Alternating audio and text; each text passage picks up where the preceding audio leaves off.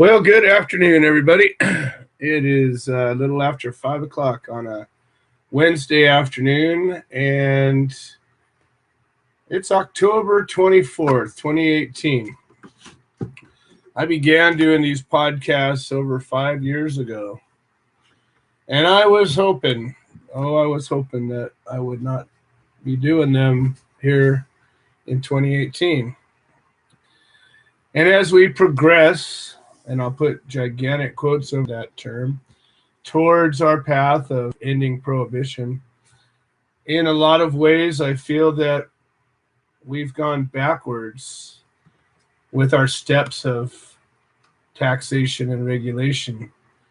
Again, I want to reiterate what I said last week.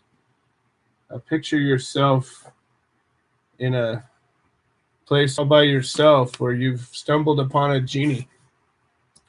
And the genie granted you 1 or 2 or hell, 3 or 10 wishes, wouldn't matter. I want to ask you this in all sincerity. How many of you would wish for a plant that you could grow all by yourself, or, share like so many do? Would wish for this plant to be only accessible to a certain few people who were willing to go through government hoops, who were willing to pay exorbitant fees, who were willing to deal with a very flawed system of testing.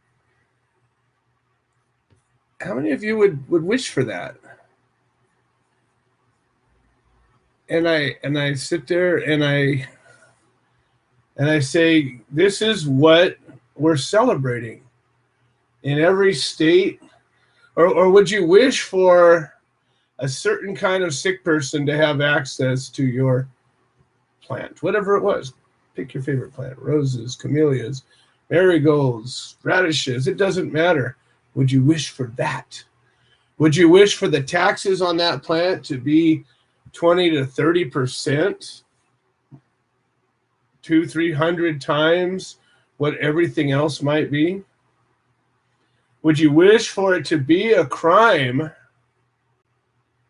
if you had too many of them, or you didn't get the right paperwork or the right piece of, licensing? Would you wish that it couldn't reach the mainstream medical community unless it went through FDA approval? If you would, please call me. You can call this show live at 646-929-2495. You can watch me on YouTube. Lisa's not here right now, so it's probably going to take a little while to get this thing shared. But I just posted it on my homepage, and I'll hopefully be able to get a little bit of sharing done, as hopefully more and more people will be on, and I'll let a lot of people talk today. I've got a lot to talk about. There's a chance, hopefully a good chance, that Congressman Dana Rohrabacher will be joining us. I got word from Tracy Glore, Lance Glore's mom, that he wanted to come on, and his assistant or calendar guy was supposed to get that happening. But a sitting congressman, days away from election day, in probably the most contested race he's ever been in, is probably a busy guy. So whether he makes it or not, we'll see. But I want to say this. As we're going through the paces, as we're going through our days, I want to remind you all that we live here right now in the present. We don't live in yesterday. We don't live in last week. We don't live in last month, last year. And we don't live in tomorrow. We live right now. And there is a place where yesterday, right now, and the future come together. There's a spot of a moment of time where that happens. And if you're able to put yourself in that moment, if you're able to acknowledge that place where the three tenses come together at that millisecond, microsecond, nanosecond, whatever you might decide to call it, imagine the perspective you might have. Imagine the ability to make change in your own world you might have. I sit in the presence of so many people, so many types of people. And of course, you know, I'm one of these people, so I'm obviously guilty of everything myself. But I'm working on it hard as I can to make a difference in myself so that I can make a difference in the world. And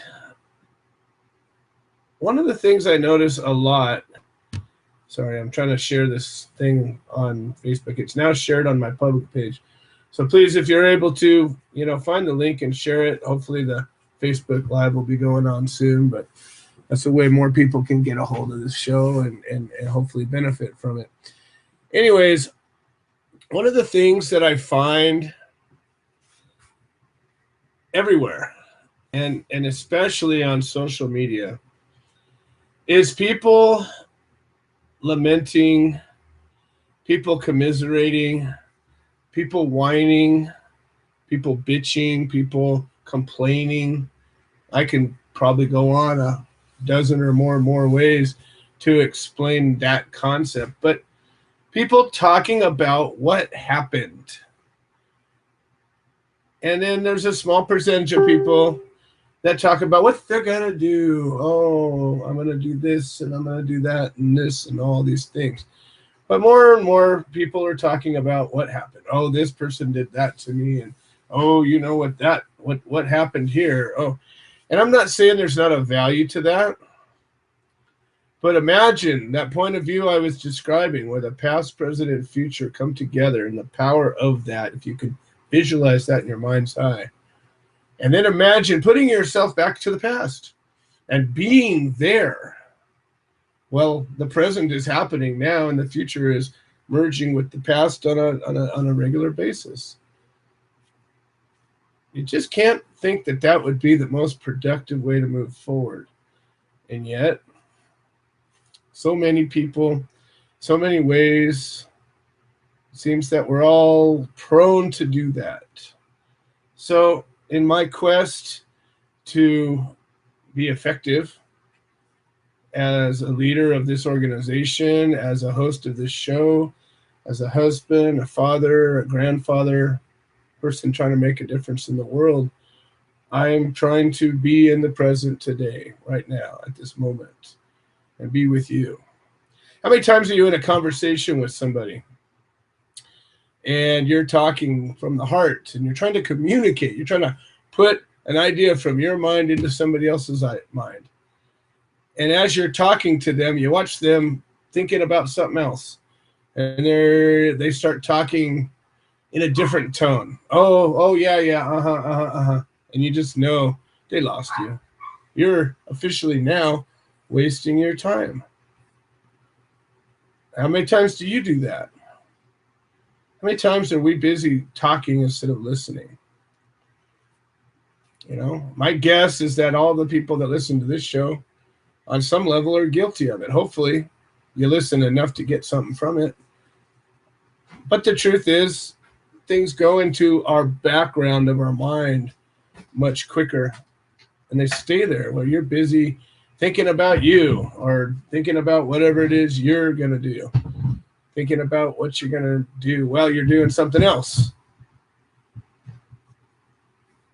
I just can't help but think, again, all this comes down to why are we living in a world with prohibition? And why are we okay with it? Why are we okay with being oppressed? I'm trying to figure it out, so hopefully I can bring it to our attention and change it. I'm actively trying to do that right now. I made a post about this show on Facebook, a place that I don't like, but it's effective enough at getting people to see things that I use it. I still use it. I'll continue to use it. I've removed, I think, most of the obstacles, the haters and the damaging people on it. Can't see them much more anymore, and I don't think they see me, so it's really okay. But I made a post a couple of days ago, or no, this morning, about this show, and I said, oh, Dana Rohrabacher is supposed to be on the show. And it was shared around a bunch, which I thought was kind of cool, and I thank everybody who's done it. But somebody came on, and they lambasted Dana Rohrabacher. Said, oh, he's a scumbag. He's a congressman. He's a crook. He should go. And I thought to myself, he's probably right. He's probably right on some level. Thanks, Glenn. I hope he's able to call. I don't know if Dana's going to call or not. But the point was, we had a guest on of a congressman, a sitting congressman, who has done good for our movement. Dana Rohrabacher submitted Bill H.R. 1523 to Congress back in 2013, the Respect States Marijuana Law Act of 2013, which is 5 or 6 lines long, and basically said this: we're making a change to the Controlled Substances Act, and the changes are simple. They just basically say, except in states that decide they want to do it differently. It was the closest thing to something that could work that I'd ever seen. Now, in my life, I've been a voting citizen since 1984. So for 40 years almost, I've been a voting citizen. 35 years, I guess. I have not seen one bit of legislation that I supported, not one. And this one I did. And this was before we were a 501c3. And even though I was recognized as the leader of this group, I went out and publicly supported this bill. And we published articles about it. I talked about it. I actively sought the support of others to reach out to their congresspeople. And you know what happened? That bill died in committee. And you know why it died in committee? Because it didn't get support. I failed at that. I was successful to some degree, but not successful enough. It died in committee, as all the rest of them seem to. So he resubmitted it in the next session of Congress with a different name. I don't remember the name that it is today. I think it's about to die again, or it may have already died again. And the same thing happened. Now, a year and a half ago, or maybe it was last year, it might have been last year, this is when the Rohrabacher amendment was about to die in committee. We launched a big campaign using our nonprofit, and we drafted a letter. We worked together with the coalition. Probably the only thing the coalition actually did as a coalition, as a unit. And we got, I don't know, I was horribly disappointed with it, but on some note, it was successful. We, I think, got a couple of hundred signatures to it out of the hundreds of thousands we should have gotten. But it failed. We got the amendment, I think, ultimately went through. I think it's on some level existing, but the law didn't pass. There is not that law in place right now. It never went to a vote. We never got to find out how would it be voted on, because it didn't happen. But Congressman Dana Rohrabacher has submitted 3 bills right there that I know specifically that would have helped us had they gone through. I don't know. I think that's worthy of some support. I'm not saying the guy's perfect. I don't know him personally. He represents a very conservative block of real estate right on the beach. A lot of rich people.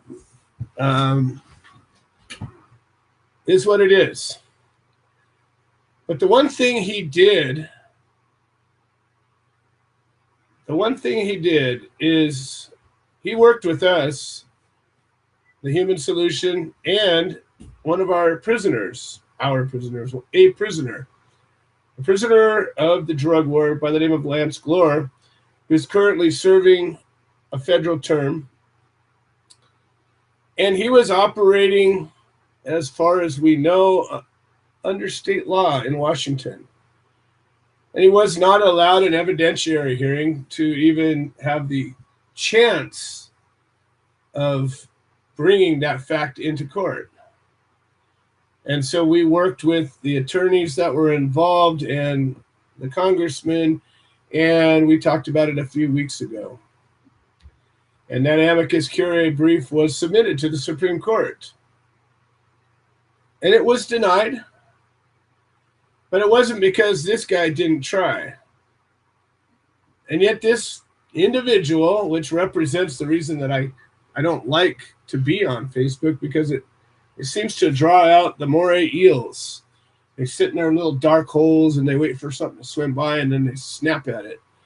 And so few people are actually working together. There's a whole bunch of lone wolves out there going, I'm the guy, come join my club.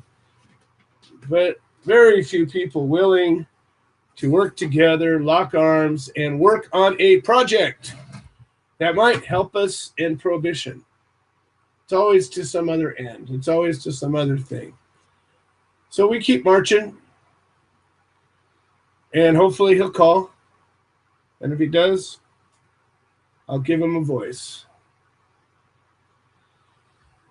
The biggest point I think on that is where do we put our attention? Do we put our attention at bitching about things? Or do we decide that it's worth working on? Do we decide that there's something I can do about it and I'm going to take a step towards it? Because I have to think, from being on both sides of this war, I've been locked up, I've been chased, I've been attacked, and I've been free and worked to help others. If I had more help, I think we'd be further towards our goals. If more people would help, we would be closer to our goals. So the purpose of this show is to educate people about the problem. But if you've ever listened to the show and actually listened, you would realize that there's not a whole lot of bitching, but maybe explaining, talking about what we can do, giving people an opportunity to tell their story so that you can make it personal.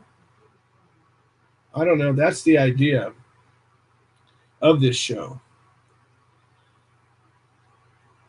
Now, I've had, over the years, again, we started doing this show with some co-hosts and former members of the Human Solution, and it used to be called News from the Front Line.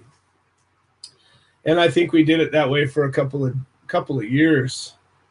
And it was a more formatted show. It had, segments and this. And I keep saying I'm going to do that, and I keep thinking about it, trying to make it happen. But Wednesdays come around pretty quick. So more often than not, what you end up with is something more like this, a couple of scratch notes that I've written down over the week and things I want to talk about. And we do the best we can. But I've had people over the years, and this represents the essence of the Human Solution, that tell me that this show to them is like going to church. And it's not church in the sense of I'm talking about, how to get to heaven or anything. But it's church in the sense of a place of fellowship, a place to share a common love of something, in a sense of being together for a higher purpose. And I try to bring that to it. but it's not me bringing it to it. It's you all bringing it to it.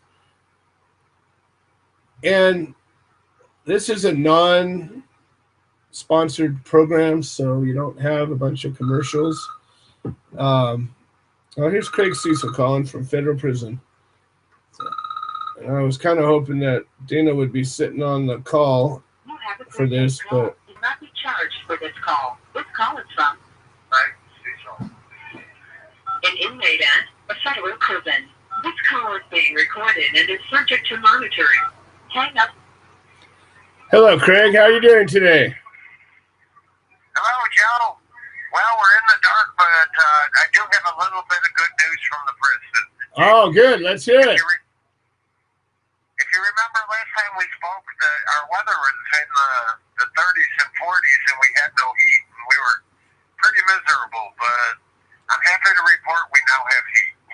Woohoo! All right. 2 weeks without it in the home. Wow. Well, there you go. At least something good came of it. That's fantastic.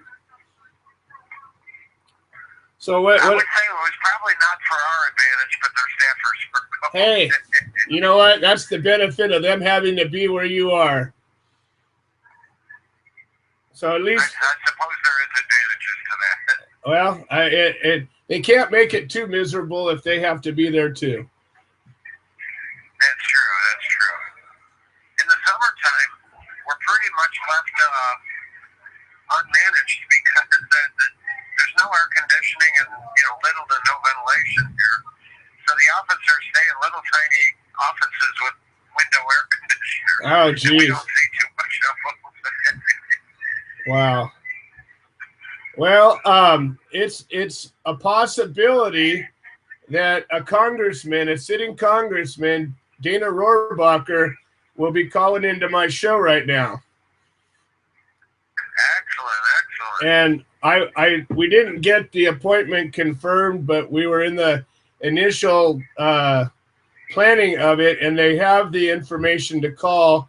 He said he wanted to call, but we didn't get it officially on his calendar. But my hope was that he would call while you were on the line. And he's the one that has submitted several bills that would have affected the Controlled Substances Act and allowed for the states to decide what they wanted to do.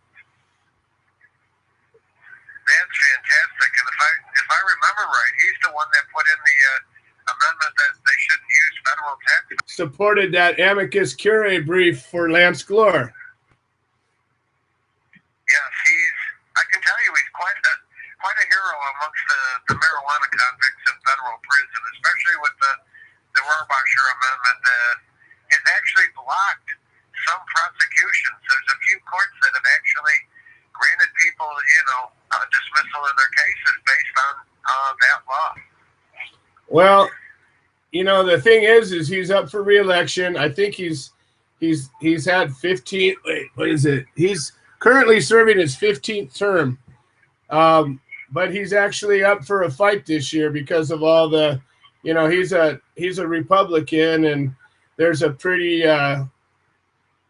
it's a pretty divided country right now. And California is a very blue state, although his district is very red. And so supposedly he's in the closest race he's ever been in. Yeah, that's true. California is definitely a tough market for Republicans. There's not too many Reagans left out there, I don't think. Well, there are a lot of areas in the central California, in the farm areas. There's still, a lot of red areas, but all along the coast, in a lot of places, it goes the other way. But in this little Orange County section, it's historically been a conservative district. Fantastic. So anyways, we'll see. Hopefully he calls in. There And some excellent Republicans out there. Well, the thing of it is it's not about what party they're with. These people might be excellent in spite of their party. In my opinion, both of the parties are just horrible.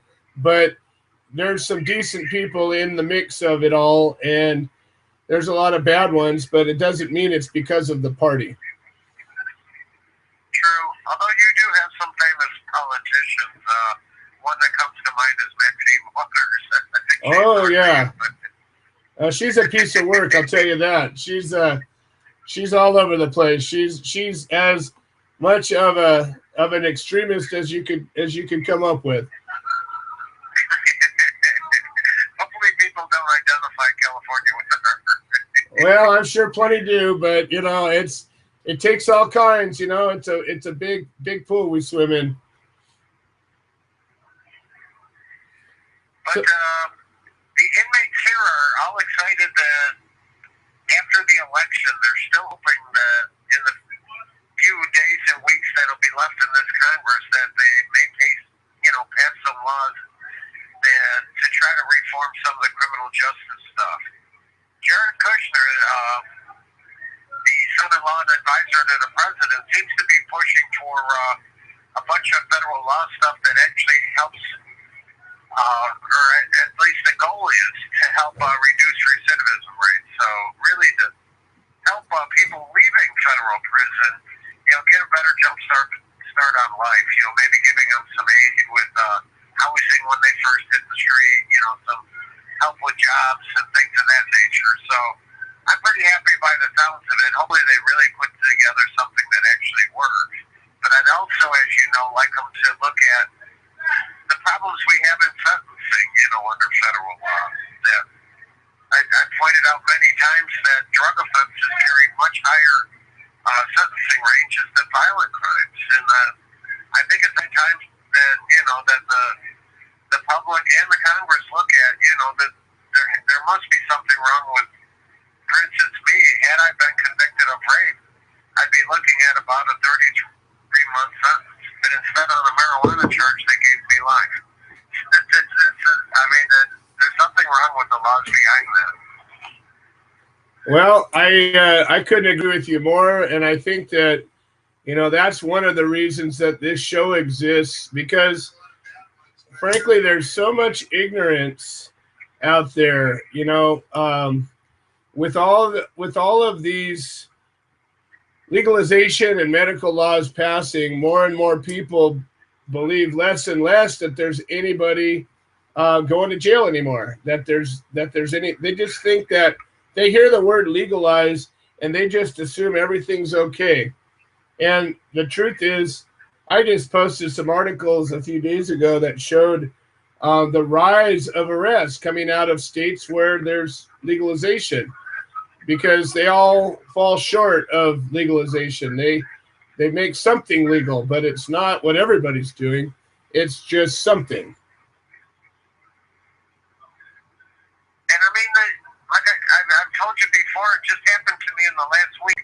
I got exposed to a person where they, were worried that he had a contagious disease. So they actually performed correct on that, and that they took some blood samples and all that to make sure I didn't get it. But when they brought me over to medical, there were some outside people in the office when they tested took my blood sample. And right away the nurses, who I don't even know their names, said, "Oh, you have to, you should meet this guy. Believe it or not, he's in prison doing a life sentence for marijuana, and he has no other conviction." So even the staffers here amongst them are amazed that people like me, and there's about 60 or 80 of us, I believe, in the feds, that there's people like me with sentences that most Americans, like the other people commented right off, marijuana is essentially legal. And yeah. They're all amazed, scratching their heads. Right. But unfortunately, that's as far as it ever usually gets. They walk away scratching their heads, and they go back to their free life, and they don't. It doesn't touch most people enough to get them to dig in and fix it, especially today, where there's so many people engaged in some way in a business that's connected to cannabis, whether it's hemp or THC products. There's so many people focusing on that rather than finishing the job. It's awful frustrating where I'm standing, because I'm trying to be part of this end. I'm trying to get the final peg knocked into this thing so we can actually have a life and not worry about this. Yes, this is something, that really needs to be put in the dustbin of American history with, things like the alcohol prohibition that, it took them a while, but they realized, these are silly laws and we're hurting people for silly reasons. Exactly. Marijuana, prohibition suffers from the same disability. Well, I'd say this. How many people would have supported a law that allowed gay people to get married, except for Vietnamese and Native American gay people? How many people would have accepted that law? They would have said, hell no, that's not fair. And yet, we're just fine accepting a law that says, well, you can grow 6 plants, but not 8. Or you can have this, but not that. And, I just scratch my head. I'm saying, how did we let this happen? And as you know, the marijuana's criminality came from racist roots. Of course it did. They criminalized marijuana. Actually, it was spelled with an H in the original law. But marijuana, they didn't criminalize cannabis, the English word. They criminalized the Spanish word marijuana because they were targeting the Spanish people along the Mexican border. It was purely a racist law when it was originally passed in 1937. Well, that was why I used that example. Well, it's a crazy thing. Oh, I see a 714 number coming up. That could be him. Anyways, it's maddening to me to see that, we're making all this progress. We live in the information age where there's nothing that can't be shared easily. And yet, for whatever reason, our goals seem to always be hinged on money. Because that's the only reason why these legalization laws are coming through, because the states make a lot of money by locking people up. And so instead, we offer them a sacrifice and say, well, we're going to raise a lot of money for you, and that's why you should support it. And that's why it gets supported, not because they really support it, but just because it's going to offset the money that they would lose by locking more people up. Well, I think there's another concern out there that's maybe not quite as overt, is the alcohol companies and the drug companies. I think there's, at least undercover operations within those groups to try to stop the decriminalization of marijuana because it would cut into their sales. I totally agree. I think there's a lot of agent provocateurs out there, especially in the so-called movement. You see so many people that are so-called activists, but they're always attacking one person or another in the movement rather than supporting the movement as a whole. And I've always suspected that many of them are actually agent provocateurs working for somebody else. That would make sense. And like you mentioned in the past, that these different marijuana companies now, which are expanding rapidly and are, able to manage larger and larger amounts of money, really have no incentive, it seems, to try to help those of us in prison, or even, help with, money for advertising and for, different kind of things, as like the Koch brothers do, or, some of the other wealthy people do for causes. Well, they end up turning into rats is what a lot of them do. And they end up trying to flesh out those that are not like them. So what happens is anybody who didn't jump through the hoops they jumped through becomes now a criminal in their eyes because they're competition. Hey, there's your first beat, Craig. I'm going to go ahead and turn it over to you so you get the last word. Okay, just to make an announcement, we have some strange events going on next week, so I won't be able to call in next week because we're going to be locked in our cells all day, so we have to go to work at night. Wow. I won't be able to call in next week. All right. Hopefully, Congressman Rohrabacher and others would be convinced to take a look at marijuana laws and figure out why the penalties such as life for marijuana even exist when most people would acknowledge that it should not exist and it definitely should not be imposed on anybody. Nobody deserves a life without parole sentence for marijuana. Oh, I couldn't agree more. And if he does call in, I'll send you a message on Coralinks. There he goes. Well, at least he got the last word. And it worked out really good because we're not going to have a live show next week. And it's Halloween. And I figure there's going to be more people out there Halloweening than listening into the show. So we decided to go live in 2 weeks. Now, in 2 weeks, we're going to have an amazing guest that's going to tell us an amazing story of a hike across America. A hike across America for the purpose of supporting the Indians, the Native Americans. And we're going to be talking about that journey, and we're going to be talking about the expansion of our mission. And that'll be a bit of a segue. Not Native American Indians. No, Indians. They call themselves Indians if you actually want to spend some time with them. But anyways, we're going to talk about that. We had an amazing experience out here over the weekend with the Southern Cheyenne medicine man and Arapaho man as well. So we'll be talking about that a little bit later in the show. Quite an amazing experience, and it affects us all. So I wanted to finish off the thought that I had first about the radio show and why we do it and who we do it for. As I was saying, you know, people find inspiration in this show and likely in other shows like this. And when we did this ceremony, they called it a meeting.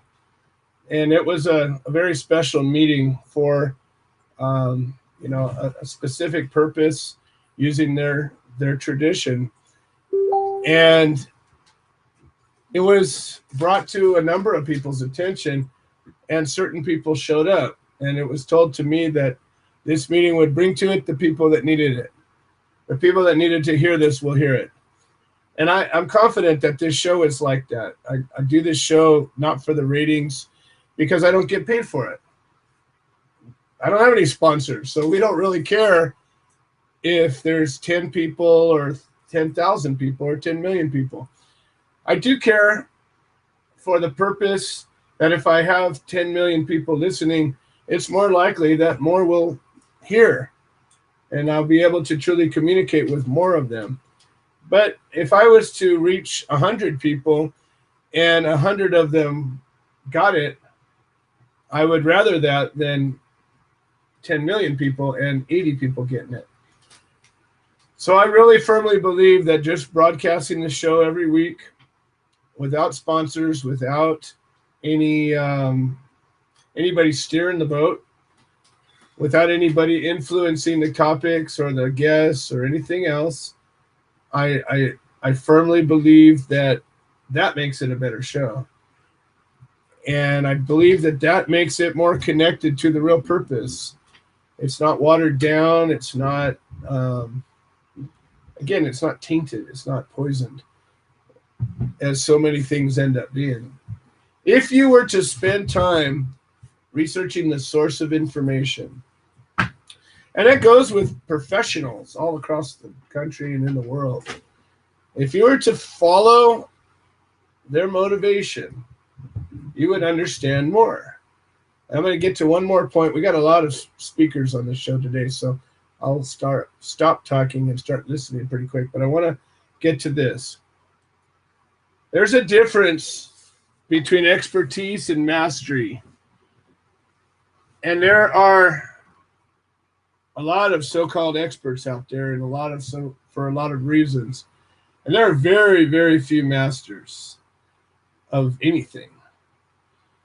And in this world of cannabis that we're talking about so much, as the world is accepting this and more people are not afraid, people have no fucking idea who laid the bricks that they're walking on today. Because some of us didn't care whether there was a law 5 years, 10 years, 20 years, or 30 or 40 years ago. We did this because it needed doing. And we did this because it was important. And we took a risk that most people aren't willing to make. And we don't call ourselves experts in anything. Some do. But I don't. I've been cultivating cannabis since longer than most of the so-called experts have been alive. And I go into place after place and after place, and I go hear about these master growers and their kids, and they're like, oh, yeah, I know everything. And here's how it has to be. And I scratch my head, and I go, wow, I need to pay attention to you, because I've only been doing this for 35 years, and I don't know a whole lot. I know what I've seen, and I know what I know, but I certainly don't know everything. And I have to wonder, when you stop listening and just keep yapping, with the exception of doing a radio show where your job is to yap, how do you learn? How do you learn anything? And then the other point I have, and I make it often, but I'm going to keep making it because it's an important point. This science is as much of an art as a science. As much as the science of the universe is as much of an art as a science. Because you know what? We don't know what most of it is. We don't know what dark matter is. We just called it dark matter because we don't know what it is. Okay? 90-some% of the universe is made of shit we don't know what it is. And the part we do know what it is, it just keeps getting bigger and bigger and bigger as it gets smaller and smaller and smaller. We don't know where it ends. We don't know if it ends. We just keep finding more stuff. And to think that a doctor, no matter what their training as a doctor is, that began working with this plant 5 or 10 or whatever, however many years ago, now is making assumptions that science could not make. If you know anything about science, what do you do? What do you know? You know the scientific method. Go back to your chemistry class or your biology class and start talking about the scientific method. Best you can hope to do is take 2 variables and study them. There's 400 and some compounds in the cannabis plant. And you're going to tell me that this terpene does this and that does that because you noticed it? I'm sorry. You don't know.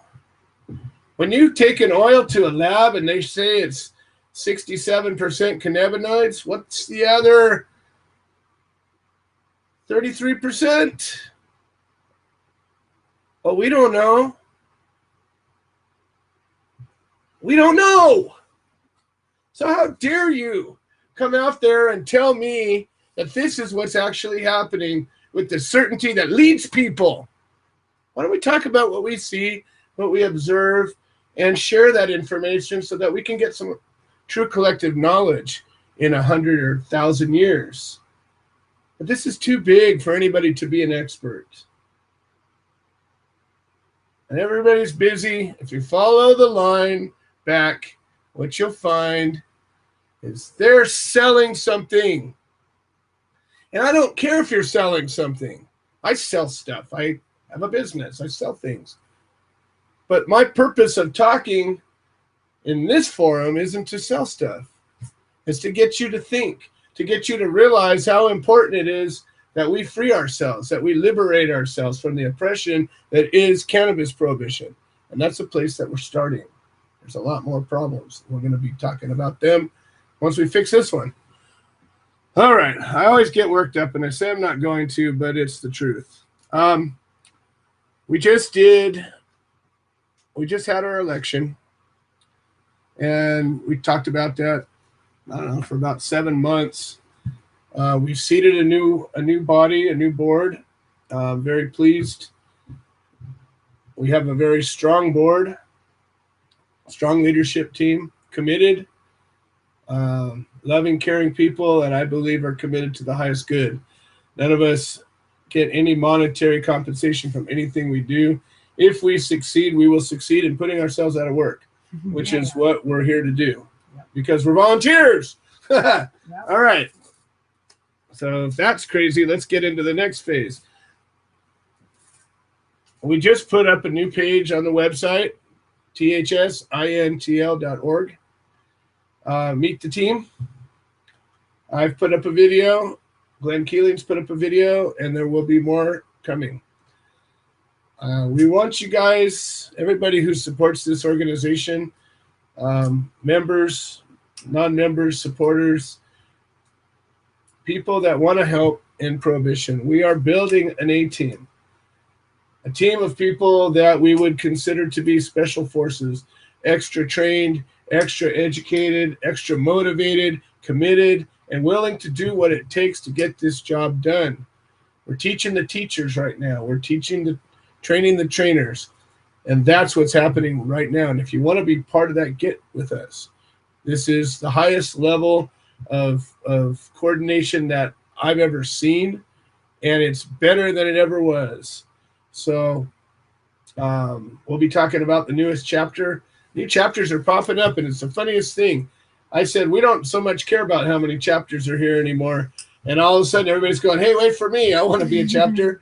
All right, that's cool. As long as you're committed and you're willing to help us in prohibition, then yes, we want another chapter. So we're going to be talking about our new Central California chapter that's going to be rising up today. So anyways, check out that the new Meet the Team page. It's going to be adding all of the leadership team is going to be adding videos. And again, I encourage you, every single member, members only, I include every member of the Human Solution, every card-carrying active member, to send us in a video. And go to the website, hit the contact us page, and shoot a little YouTube video or however you want to do it, and submit it. And tell us about, why are you part of the solution? What brings you to the solution? Why do you want to help us end prohibition? How does this touch you? And if you could, if you would, if you might, end it by asking everybody else, would you like to help?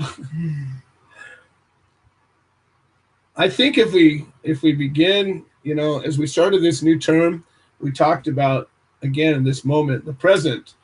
Don't worry about the past. Don't worry about where we've been, what we've done. That's great. We're standing on it. That's our history. That's where we stand. We stand on the shoulders of our ancestors. Okay, well, in some cases we are our ancestors, so we're both. But at the end of the day, it doesn't matter. We're here today, and prohibition is still there in our present and in our future unless we change it. So we're beginning to make this change through this action. Pay attention to the website, THSINTL.org. There's going to be a lot of new changes, information about the new chapters and the old chapters, activities, planning, getting to know the team. I think that our family unit is probably the most important aspect of this organization, is that we are a big family. And years ago, we were doing a training about nonprofits, and one of the activities was, describe your organization. How does it work? And we all came up with, well, it's kind of like the mafia, only it's good, because it's a big family. And we have our dysfunctions and our whatever disagreements and everything. But in the end, we got each other's back. We don't screw each other. You don't mess around with this team. Well, and again, it's obviously in the good way, and not, take everything negative about that and turn it into a positive. And that's the idea. So the notion is, you ever been to a family reunion that is your big extended family, and you show up and you're like, holy crap, who are these people? And you get to know them. You know that there's a common thread. You know that they have your chromosomes in them. They got your DNA. You have similar looking nose or eyes or ass or whatever it is that's similar about you. You have similar parents, sisters, brothers. But what is it that really connects you? And what do? You sit around and you start talking. You share stories. I don't know. Seems to work. It's bonding. You ever go to a leadership conference what do? People start talking. They get to know each other. They share themselves. Well, that's what this is, Giant Leadership Conference. Why don't we become leaders? Why don't we become leaders in our own communities? Why don't we strengthen our relationships with those people that are supposed to be supporting this mission? I can't come up with a reason. And if anybody is listening to this and says, you're full of shit, call, please. Pick up your phone, 646-929-2495. I want to hear about it. Because I don't understand. I don't understand why we're not standing together. I don't understand why there's thousands of cannabis businesses and not one of them, except for one I know, is actually standing up to support ending prohibition. I just don't understand. Why aren't we trying to get this to happen as hard as we try to get some asshole elected once in a while? Why can't we make this important enough? And Sarah dares you. So I dare you too. Yeah, Chad's on. We're going to bring him up next. So I just keep getting on a roll, and I don't know. It's my show, so that's right. I can do this when I'm on a roll. All right. So we have Chad Thompson on the line. We got Terry Catron-Lowe on the line. We got Pete Yapel on the line. Glenn Keeling on the line. And all of them have something to say. Important stuff. Chad Thompson was on the show a little while ago, and he's got an idea. Now, the Human Solution International, I don't know, say it slowly, the Human Solution has an idea. It's a plan. It's a solution. And when somebody comes up with an action, an activity, an idea to make a positive change, I don't know, it seems like a good idea to listen. So we got Chad Thompson on the line. He's got an idea, and we're going to listen. Or not. You can leave. But stick around if you can, because I got a lot more good stuff to talk about. All right, Chad Thompson, you are live on the air. Welcome to the show. How are you doing today? I'm doing great, Joe. Thank you so much. It's great to be back. Well, I've been looking forward to hearing more, and you know, I only get to talk once a week, so sometimes I get a lot of stuff builds up. I got to let it out, otherwise I'll pop. So now I'm relieved the pressure a bit. Now it's your turn. I understand completely. I appreciate the opportunity to talk. So what we have going on is essentially it's kind of an innovative approach to the drug war. It's probably not the ultimate answer, but I can tell you it's a pretty good gap fill.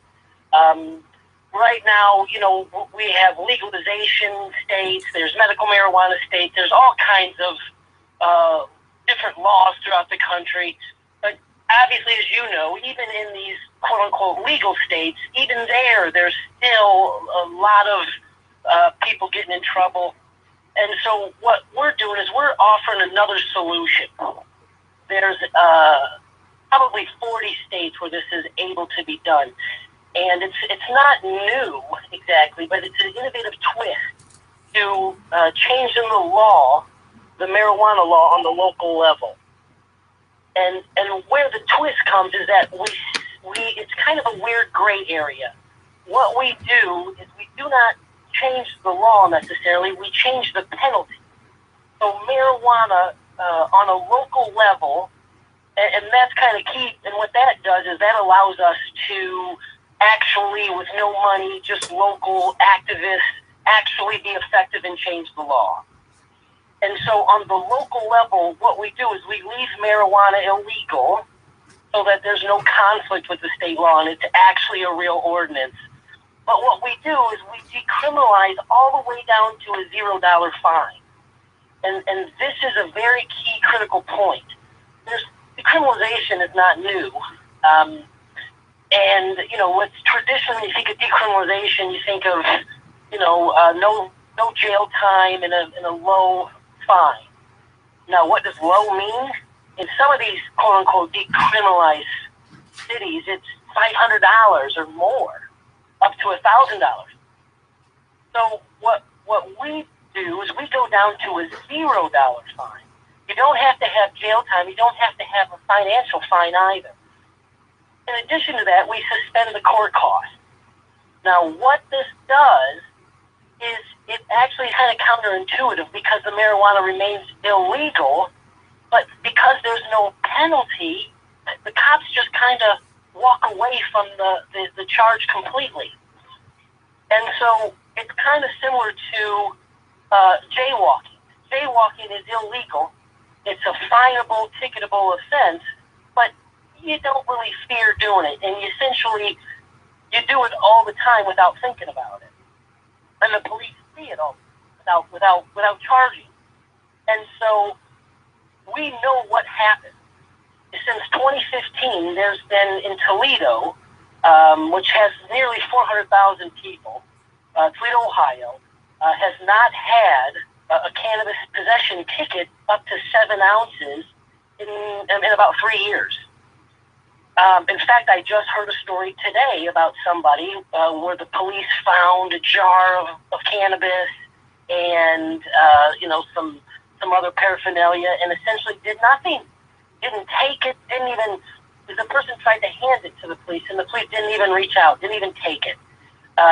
This kind of law change, it changes the entire culture, and it gets away from. When we think of cannabis freedom, a lot of times we think of all these different laws. I live in a legal city in Toledo, but I feel like there's no regulations I have to follow. Like I live in a quasi-legal city with no regulation. So I have cannabis freedom without regulation, and it also provides cover from corporate exploitation because it's still illegal. So corporate raiders can't come in and fleece us citizens. So there's a lot of really good things that can come about because of this. It's achievable, it's real, it provides protections for users for whatever they want to use it for with no regulation, and it's achievable pretty easily. Well, so what does somebody need to do to make that happen? Go ahead if you have any questions. Yeah, so the obvious question would be, what does it take to make that happen? How do you do it? So this is a process that is allowed in approximately 40 states. Approximately 40 different states allow the local citizens to make laws. Very similar to how they allow city councils to make laws. So a city council, when we think of legislation in the city, a lot of times we go straight mentally to city council. So city councils have that right. Well, so do most people. They just don't know about it. They don't teach us this in school. The reality is this is a process called home rule, or another way of thinking about it is self-rule. And it's been the idea was it was granted to us when we are not feeling satisfied by the legislators we enact. There's a process by which we draft a petition, we go out and get signatures, and then when we have the required number, we submit it to the proper officials, and there's a process laid out in each state, essentially that it takes it to the ballot, and then if approved, it becomes the law. So my question would be this. Do you have this process articulated in any way? So it's determined by each state. Each state has its own process, and there's a website called Ballotpedia that lays out each state's process very, very efficiently and very easy to understand. I also work with a nonprofit here called the Sensible Movement Coalition, and our main focus is to push and help expand and grow what we are calling this kind of as a brand, sensible decriminalization. It's a no fine, no time law. we are working diligently just to make people aware of it and to help them achieve it for free. Like we are reaching out and helping people. We're writing the actual petitions. We're giving local support on the ground in terms of grassroots organizing, which, obviously anybody involved in the human solution is going to have some level of experience doing that. But we can step in and help to whatever level we're needed. And it's a situation where you really got to take it on a case-by-case basis, because the state that you're in will determine what you're allowed to do and what that process is exactly. And so I would be willing to help and work with anybody that had any kind of interest in that. Well, I guess what I'd like to do is we have a resource section of the website, and if you wanted to be listed as a resource and submit some sort of a a synopsis of what you just said, and then a link to how to reach you, we could put that into our resources section. The other question I have, and again, I'm only going to bring this up because I'm always the devil's advocate. If I stand on truth, I want to make sure it's the truth. For reasons, I deal with a lot of these sovereign people and the admiralty law and all this stuff. And when I have a show and say I want to talk about it, nobody comes out. And my research shows that that doesn't really hold constitutional muster, in the sense of, you can make a claim based on anything, but to be able to say this is a real thing, I got to have something that says, well, this is where it comes from. This is the core of it, and it's recognized. I don't want to have somebody go, chasing a windmill with a toothbrush. I want it to be, a blowtorch and a chainsaw. And so, give me some teeth. Where's this come from? Okay, I understand exactly your position, and I can appreciate it. I too am from Missouri, and I'm like, listen, show me. Yeah. And I think that's part of my success, is because I make people prove it. Yeah, good. And here's essentially what it runs down to. To be honest with you, it's going to change state by state. So when you talk about local law, what we have, the framework we have to work within is in that state. So, for example, in Ohio, if I pass a local law, and I'm going to answer your question, I promise. In Ohio, when I pass a local law, as long as there's no direct conflict with the state law, and those rules have been laid out by Supreme Court decisions and so forth, the law locally supersedes the state law. So in other words, in Ohio, there's 6 cities that have this law. The local police do not have the option to charge a state ticket. Now, that's because of Ohio law. In Georgia, that's not the case. In Georgia, the 2 laws actually work concurrently, and they can charge either. So now the majority of states, it's going to be like in Ohio, where if there's no direct conflict, the local law, counterintuitive to what we've always been told, will actually trump the state law. So I can't give you a across-the-nation answer, but I can tell you this. In Ohio, this was all played out in court. The city of Toledo was sued by the state.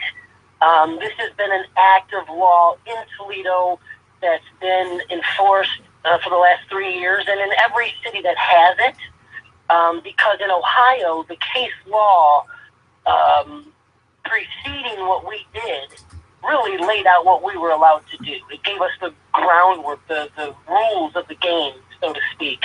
And we have umpteen Supreme Court cases proving what we're saying. And in fact, we have 3 years of history proving what we're saying. But it's going to depend on what state we're in. The laws of Ohio may not be the laws of California and Idaho and vice versa. But what we can do is we can look at it and evaluate each individual situation and say, hey, look, this is what we can do here. This is what we're allowed to do. These are your parameters. Or we can look at it and go, I'm sorry, you live in Indiana. There's nothing you can do here. So it's really something that on an individual basis, you have to evaluate it based on the state law. Okay. Well, I can tell you, I think it's a good idea. We have no interest in wasting our time with a paper tiger of making a statement. The only reason that we've dedicated the time over the last 5 years to this is because it's a real mandatory enforceable law, or else there's no sense doing it. Well, and I, like I said, I support the notion, in my opinion, bad laws ought to just be broken because they're bad. And so if you can come up with a way to take the sting out of the penalty of a bad law, then that's good to me. In my opinion, I think what you're talking about is similar to what we do with jury nullification. You can teach people that you have a right that goes against the grain a little bit, but it's your right. And, there's a way to make it happen. And in some cases, there's better ways than others. And your willingness to help to make this happen, if you dig in and make it happen, then that's a victory. So I'm all about it. Yeah, I guess, until the repeal of all, until it's legal as lettuce, this is a backdoor approach to achieve a very similar result. It's different. It's really you have to tilt your head half a degree sideways to see it. But if you can really hear what I'm saying and just let that kind of sink in for a second, there's half a pound of cannabis in Toledo is essentially quote unquote legal, with no regulation, with no public consumption tickets being written. It's what you would want in a utopia society in terms of protections for being able to possess cannabis.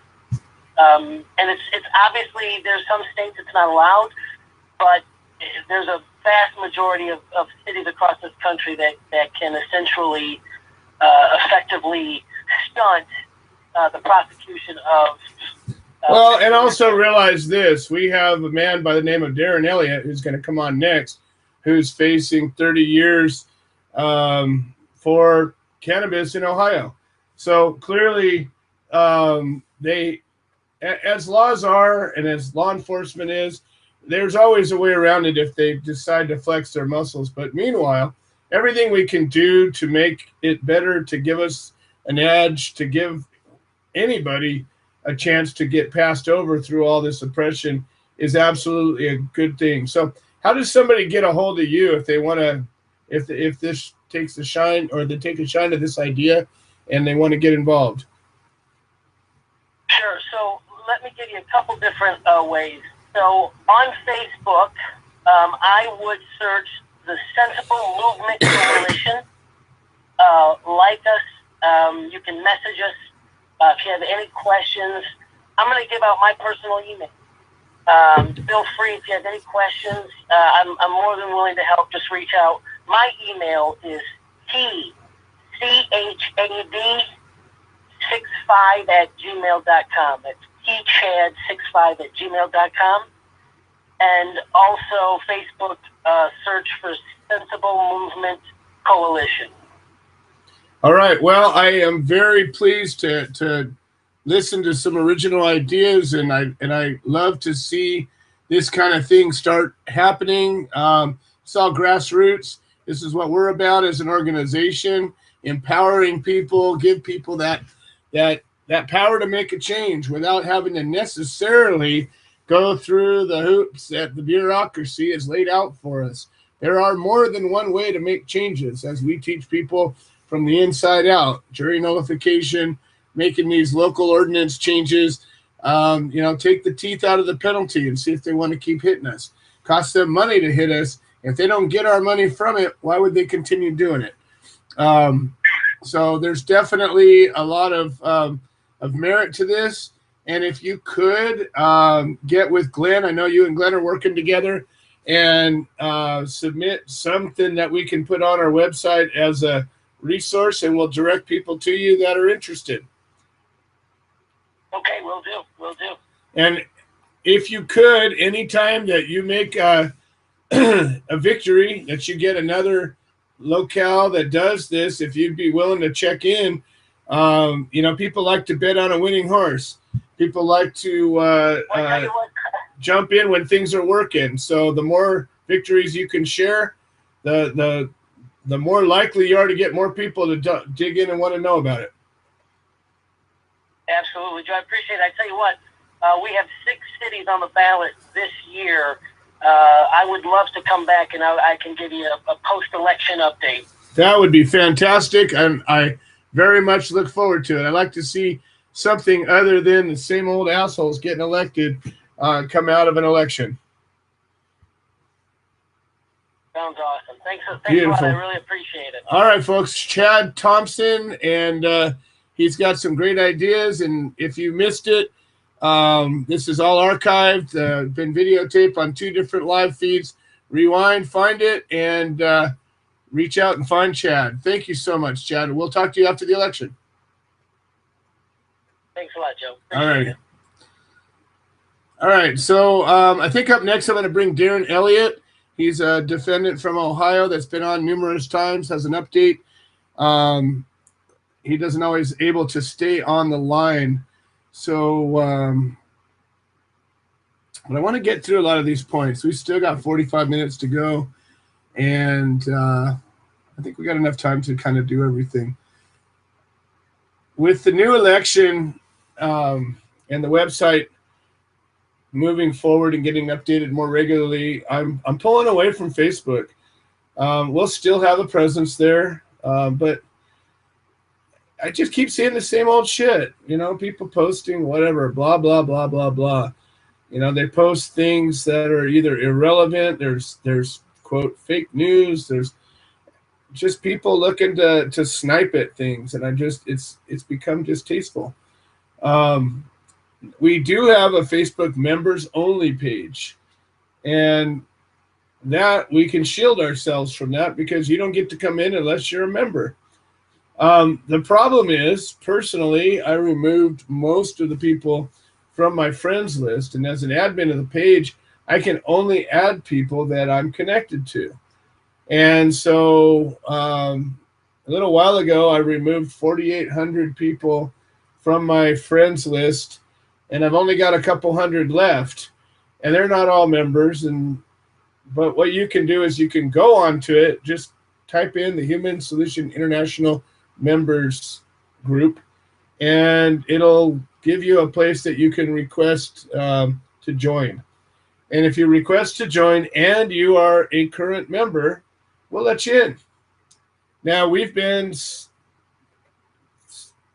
slowly and sporadically removing people from that page that are not members.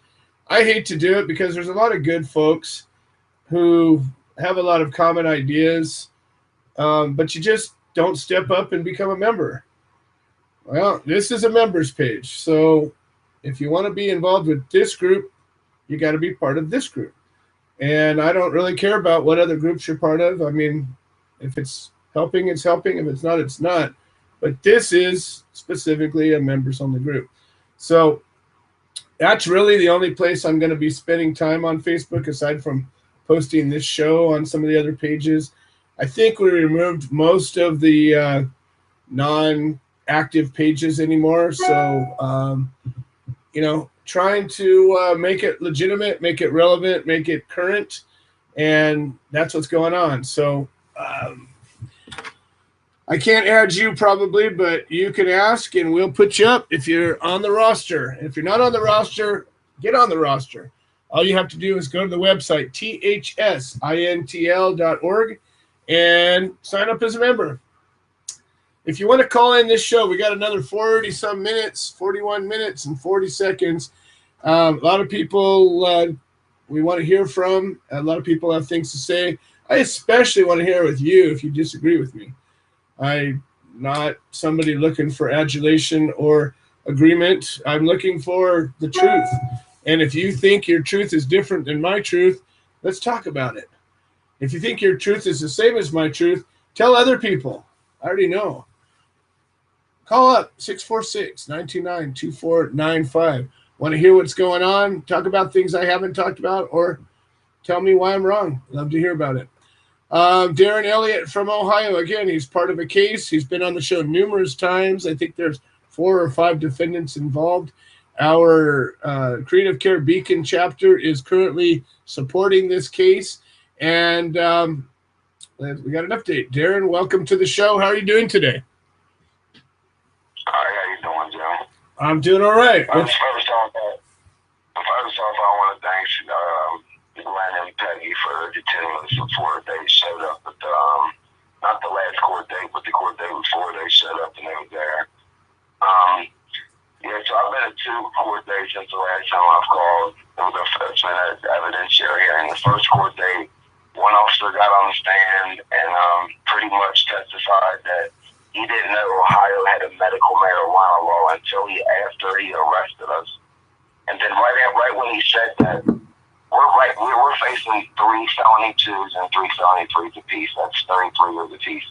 The prosecutor handed a piece of paper over to immediately after he said that, because my attorney was cross-examining, he immediately handed a piece of paper over, offered us all misdemeanors besides the driver, which my girlfriend, which they want her to take a felony for. We told them no. Okay, we came back.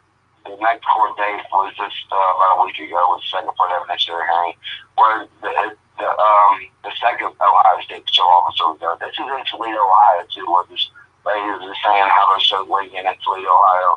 We had medical cards, and we were still arrested and charged with a lot of charges over charges. This is in Toledo, Ohio. And, Ohio, the second Ohio State Patrol officer showed up, and she testified that it was about suppression of Miranda rights. That this day, everybody's body cam went out that day and wasn't working. Whoops! And I hate when that happens. And the body cam just stopped working. Or the body cam didn't work that day, and the body cam that did work, that my lawyer they erased it after 6 months. My lawyer said, well, it's pretty funny that I filed a motion 2 months after it happened for these tapes, and you guys never produced them, and then you guys just convened, you guys erased them 6 months later. He got objected, and then after that hearing was over, he and that officer testified under oath that Ohio does not have a medical marijuana law, which was supposed to be up and running September 8th of 2018. Fully, we're just behind schedule. Okay, and my lawyer has asked both of these cops, Ohio State Patrol officers, as if they had any training or do they know anything about Ohio Bill 523, and neither one of them had any training or knew anything about it until after they arrested us. And because this was in Toledo, Ohio, where the lady earlier was just saying it was more lenient, and I guess they would know about Ohio medical law because you're allowed to have another 200 grams. I don't know, but we had less than that, and they offered us all misdemeanors after a second evidence hearing, and they said we can get over today. You guys can just cut your losses. We can get over each one. You guys just take a misdemeanor. So this went down from 6 major felonies, 33 years apiece, to 4 misdemeanors, a misdemeanor apiece, misdemeanor 1 apiece, and we still told them no. And they're so pissed off about it. They said, what do you guys, because I feel like my attorney is the only one working for us. The other attorneys, I feel like, working for the state, like just trying to get it over with. Because I would really feel like my attorney is the only one working. He said he wants to try to escape the laws on our side. The other 3 is trying to get them to take deals, tell them they need to cut their losses. And like, we're charged with 24 felony major felonies amongst us, and you guys are offering us a misdemeanor 1 apiece. And we didn't do nothing wrong, so it would. And the judge even said, "You guys realize this is a very good plea deal." I said, "Yeah, Your Honor, it would be a very good plea deal if we did something wrong." So we're not taking the offer. I want to tell. We turned down their misdemeanor offer too. I want to tell you that the same thing happened to me. And I did the same thing, and I stood and took it to the box. And in my case, it went south, but I overcame it because I stayed the course all the way through it. Today, I have no criminal record, and I didn't cooperate with them one lick, and they didn't get jack out of me except for the money that I never got back, but that's it. And, there's something I can stand tall in any room, anywhere I go, and know that when everything got ugly, this group is so important to me because I know that when you stand tall and you do the right thing, it not only works and it cripples them and it angers them so much. Think about this. When you're in it, when you're that we won't take a misdemeanor plea. Yep. We're charged with 6 major felony apiece, and they've knocked it all the way down to 1 misdemeanor plea apiece, no jail time, 2 years of non-reporting probation, and we would never have to go up there. So pretty much just done out, just give us a misdemeanor conviction, and we told them no. Like, well, I'm firm for what I believe in. I'm sorry, I did nothing wrong, and I'm not giving you no conviction. You guys cost me a lot of time, a lot of money, a lot of suffering to dealing with you. So I'm not done dealing with you guys. This ain't over. I'm gonna fight this until the wheels rock off. You guys are gonna have to give me all 33 years, and if you guys feel like you guys are ready to go to trial, let's start picking jurors because that's how I feel.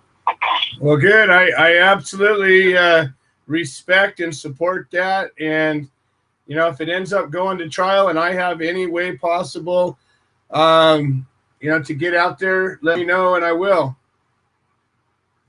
Yeah. Well, the next court date sets for November something. We'll hear something, and then we got a motion to dismiss and a motion because of the squirrel evidence. This is the first time, I've been in criminal courtrooms. I can't say I'm proud of, but I've been in criminal courtrooms when I was younger. And this is the most corrupt shit I've ever seen in my life.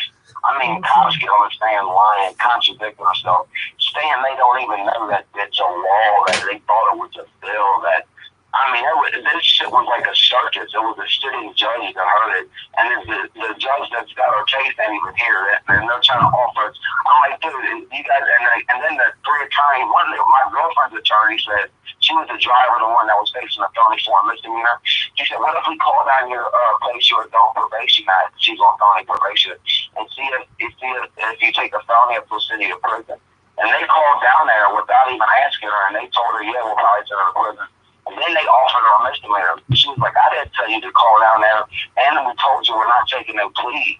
Like, they just want us to take a deal so bad because they know that we did nothing wrong, and they messed up, and they want a conviction, and they got the wrong one to get a conviction out of. We'll go to trial if we have to. I believe firm that the next court date, our doctor is taking a stand. Our doctor is standing behind us 100%. And our doctor is not just a doctor. He also has a law degree. He just hasn't took the bar exam yet.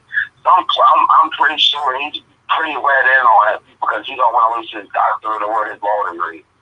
I'm pretty sure he's read it on the law before he starts certifying people for marijuana. Well, I very much appreciate that you're checking in and telling us about what's up. And again, if anybody's listening to this and you're facing charges, here's a little known secret. It's not really a secret, but they will come after you. They had me initially with 22 felony counts, and by the time my trial it was 14 felony counts, and it was 12, and by the end of it they offered me what they call a wobbler, and if I'd have done a year's probation I would have had nothing on my record, but I wasn't willing to do it. But the point is at the very end, usually even right there when a jury's being picked, if you stay your course, the chances are the very best deal will come right at the very end, and there's a good chance that they'll just outright drop it because they play Mexican bluff, and they know that most people, 97, 98% of the people will sign on that, and they will give the probation officers another job to do. They'll give another chance to get violated, and they keep that machine a humming.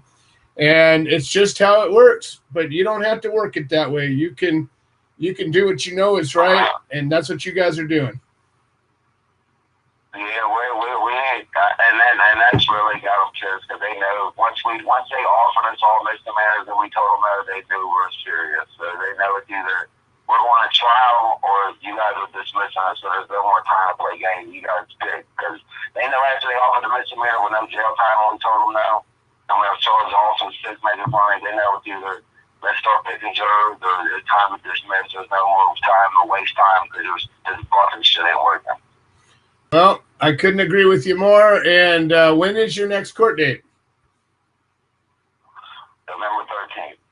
All right. Well, if anybody's up in the Ohio area, get a hold of Glenn Keeling. He's got all the information. And if you've never been to a court support before, I can tell you this. It's a life-changing event. No matter even if nothing much happens, when you show up to help somebody, whether you know them or not, and just your simple presence being there, you will connect yourself to something bigger than yourself, and you will make a positive effect, and you will experience some of what I call the unlimited intangible benefits that we get from being part of the human solution. So, Darren, I appreciate you being here. I have met some great people that came and showed court support for me during my court since my court case. I've met a lot of great people that came and showed court support. I just want to thank everybody that came and showed court support. All right, well, to continue court support that people that come. That's it. That's the biggest thing we do is we show up and we keep on showing up. Well, Darren, I look forward to hearing more when the next hearing comes, and you're always welcome to join the show. Anything comes up.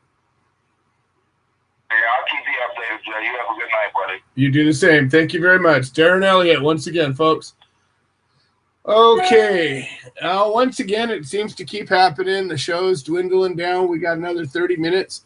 I don't see Tom Corby on the line. Hopefully he will make it. But I understand he's in a lot of pain. He's going through some back problems. He's been in and out of the hospital. Say a prayer, think a good thought, have a visualization, see Tom Corby out there, very active man, a man who, it's probably killing him inside to be hurting so bad that he can't get up.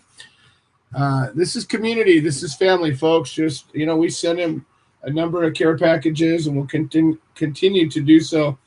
But sometimes, we need more than that. So, let's give all of our thoughts and intentions to Tom Corby, and hopefully he'll join the show today. But if not, that he gets himself to a spot where he's able to get out there and fight again some more. We always think of our brothers and sisters when they're down. Another person that I want to at least throw in a thought and intention out. This is a difficult part for me. I've learned over the years that I can't do this for you. I get as much as 97, 98% of the people take plea deals. Probably 80 or 90% of the people that contact us for help aren't willing to help themselves. And literally that many. Only 5 to 10% of the people that contact us actually engage, actually are willing to dig in and do what Glenn is doing and do what Darren is doing and get out there and advocate for yourself. And it breaks my heart a little bit because I've been there and I know what would have happened had I not advocated for myself as shamelessly and as humbly as I had to. I would have a criminal record. I would have done probably 6 years in prison. So I know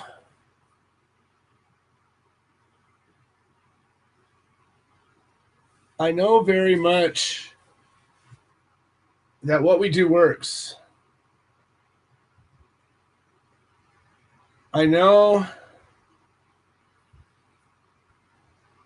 that if we stand up and fight for ourselves, you're more likely to get other people to stand up and fight for you.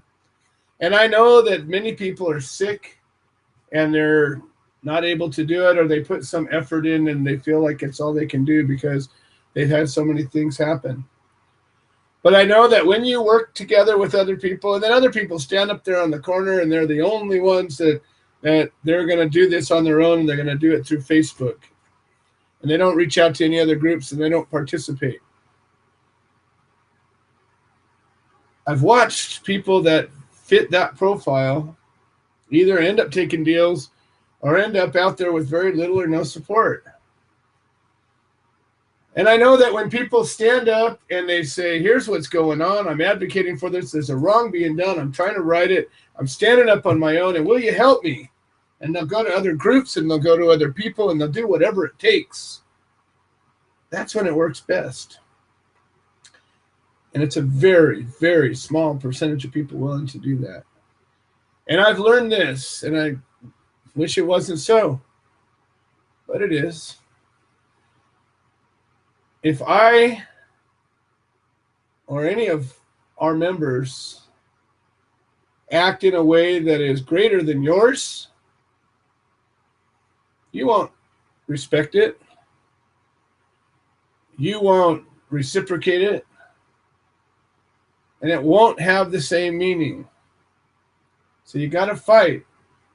You got to fight if this is going to work. That's the only way it works. And if you watch somebody else fight and you see them being successful, I can't understand, why doesn't it resonate? Why don't you say, oh, I could do that? We have a history, literally a history, of people that have benefited from what we're teaching, what we talk about, that are free and whole and part of a significant community. And we have a history of people that have not done that, that have fallen short and are either in prison, have been in prison, or ended up taking a deal and ended up having a criminal record. That's all I can say, folks. We can't do it for you. We can't want it more than you. I can't carry you on my back. My back's sore. I can barely carry my damn self, but I will. If it happened to me again, I'd do the same thing I did before. And I take everything I learned and I apply it. And I'm asking you, if you have a case or you know somebody who has a case, to do the same. Anyways, we have Melody Cashin, who is a member of the Human Solution. And we just sent her a package of ribbons and brochures. And the way I understand it, since I haven't heard from her directly, is that she has a trial on the 29th, which I believe is a week from yesterday. Or, yeah, I think something like that. Anyways, the 29th, I believe she starts trial. So I invited her to come on the show, and hopefully she does come on. There's only 22 minutes left to go. But and like I said, it breaks my heart a little bit to have to speak for somebody. I'm sure she's sick or having issues, and that's why she didn't make it. But we need to get our advocates out there advocating. It's what we do. All right.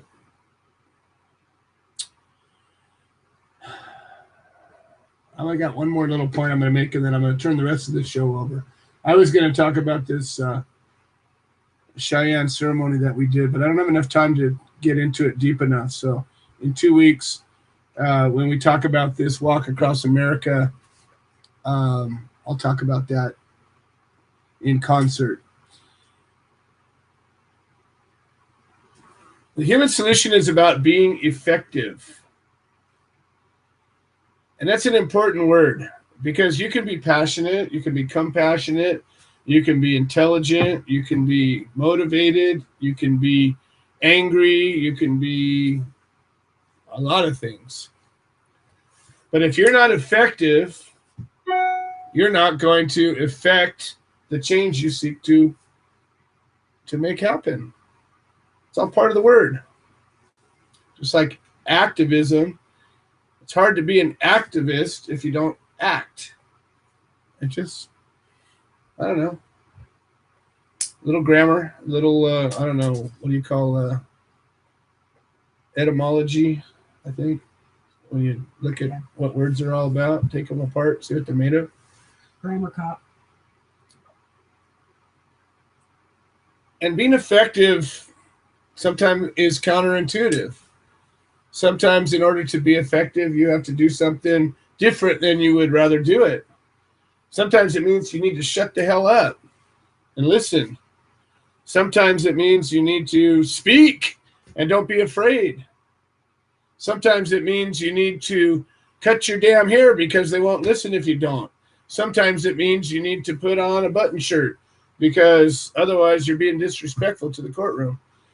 Sometimes you can get away with it, and that doesn't mean that. I'm not saying there's only one way to do this. Just like what our former guest was talking about, every state's different, every courtroom's different, everywhere we go is different. What's important to know is where you at, what is it going to be appropriate, what's going to get you the most action, what's going to work the best. Oh, Glenn, you should have seen my hair was down the middle of my back. But in the courtroom I was at, if I hadn't cut it, it would have made a difference even worse. Sometimes we make sacrifices. Not saying anybody has to do it. I'm just saying sometimes that's the way it is. I feel that I'm more effective because my hair is shorter today than if my hair was long. More people that are not like me listen to me because of that, and that's who I'm trying to reach, is the people that are not like me. And so they might not like me, they might be like me on the outside, but they're probably not like me on the inside, and that's how you can reach them.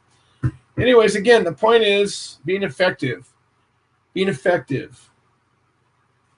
I'm trying to fix myself right now. I'm trying to make myself more effective. I'm trying to be better. I'm trying to be better at whatever I'm doing. I'm trying to get what I'm setting out to get.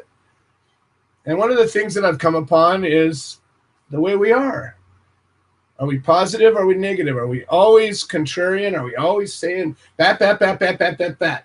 Shouldn't be this. It couldn't be that. It's not this. Argumentation of over everything. How many people do you know that are like that? And what do you do when they start yapping? Blah, blah, blah, blah, blah. That's all you hear because they're just going, bah, bah, bah, bah, bah, bah, bah. It's just human nature. And yeah, they might be right, they might be wrong, but it doesn't matter because you're not listening because they're just being negative. What about the person who always comes along and says, hey, you know what? I got an idea. What if we tried this? Or I like what you're saying. Maybe we can find a way to bring that to life. You're a little more likely to listen to that. I don't know, maybe. What if we thought about how we think and talk? What if we decided it really doesn't matter so much if we think blah, blah, blah. But what if we think, what is it that we're here to accomplish? How are we going to do that? You know, they say you catch a lot more flies with honey than whatever, vinegar, or sulfuric acid, or whatever the hell the saying is. It's true.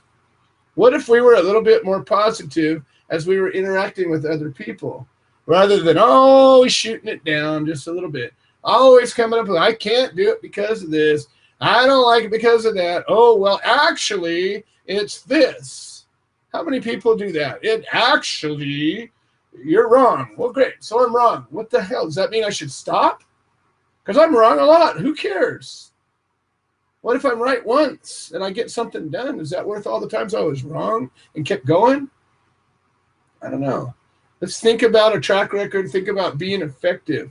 A baseball player that's doing really good, batting 400, which is almost impossible for his career, fails 60% of the time. And he's a fucking home run king. Why don't we think like that? Why don't we think about that? It doesn't so much matter if we're right, if we're wrong, but why don't we think about being effective? Why don't we think about what are we going to accomplish? Because that sometimes matters more than being right or wrong, or whether the other person's right or wrong. Anyways, that's it. I promise I'm done now. 16 minutes left to go. I got a lot of stuff to talk about. And I got Terry Catronlo. She's got a cool little story that she wants to tell. And we're just going to let her run with it. Terry is an active member of the Human Solution. Her and her husband are both 420 members, and she's been part of the headquarters chapter, the Orange County chapter. Seen her in court support many, many, many times. She's part of the team. She's part of the family, and she gets it. Terry, what's going on today? Welcome to the show.